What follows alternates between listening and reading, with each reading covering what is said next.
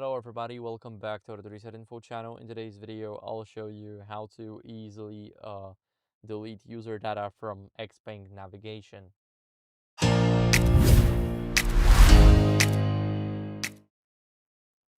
So I am on the XPeng P7 Plus Performance. Now, if you guys want to do the deletion of your data, we're gonna go over into the gear icon in the navigation, and here you should go to Others.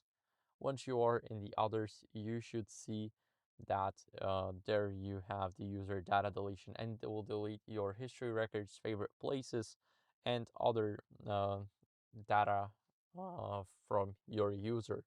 So here you can click on delete and you can click it. As you guys can see, the user data deleted, we see the confirmation on our screen, and that's how it works.